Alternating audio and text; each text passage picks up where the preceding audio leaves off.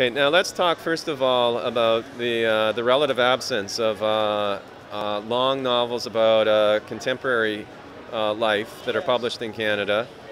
Publishers that I've dealt with have told me outright that a manuscript that is 1,000 pages long, over 200,000 words, simply cannot be published in Canada. Yet, Biblioasis recently has found some success publishing a 1,000-word manuscript about contemporary America, Ducks Newburyport.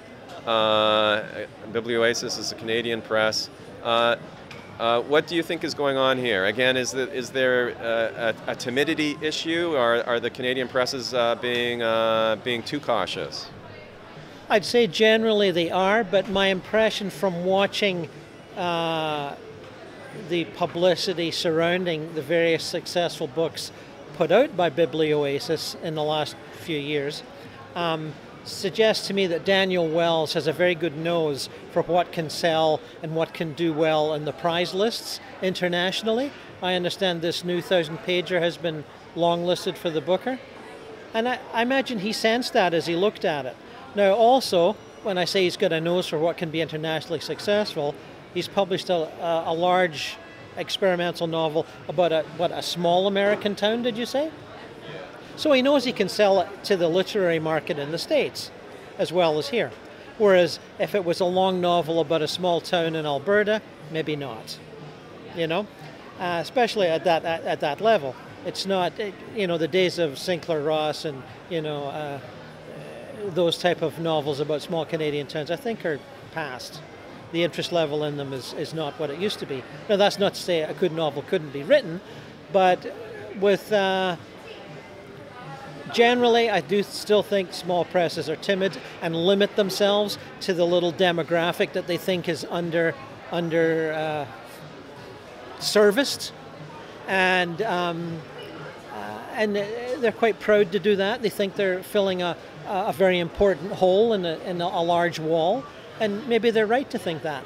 But a couple of presses, Biblioasis being one, Daniel Wells, I think, is very canny in what he publishes. And also the quality of the printing that they do is very good, etc., etc. The editing work is generally good, and so if you're asking about that, that would be my reaction, a bit of a split. Generally, small presses are a little timid, but I think Biblioasis stands out a little bit. Okay. Now, Stephen Marsh has commented that there is no great novel of Toronto, no great social novel. You just a moment ago mentioned some examples to counter that, but certainly the perception is there, and Canadians generally are notorious for hating on Toronto, whereas Americans hate on New York, but they love New York at the same time. Yes. Is there still a need for more, I mean, there's a lot of urban fiction that gets produced in Canada these days, but is there a need for social novels set, for example, in Toronto, in Montreal, in Vancouver? Yeah, I think we could pull it off a little better than we've been doing. The examples I was giving you a while off camera, you know, the Torontonians by Phyllis Brett Young and Cabbagetown, you know, they're from the 30s and the 50s, you know.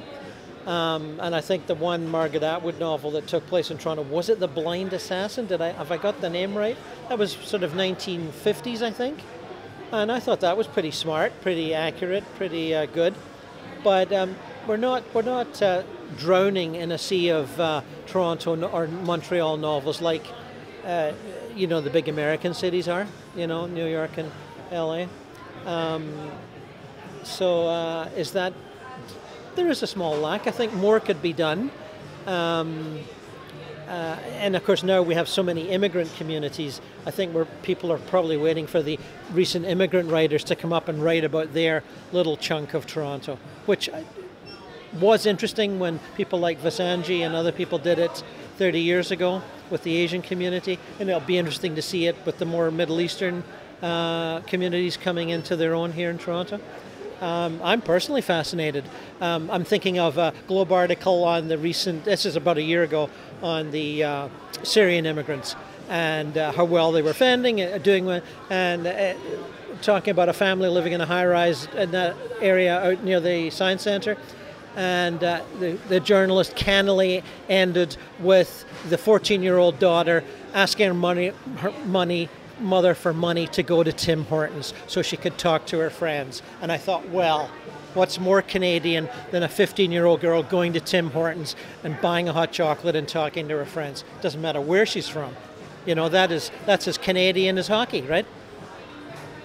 So I'm looking forward to novels that will reflect that multicultural reality.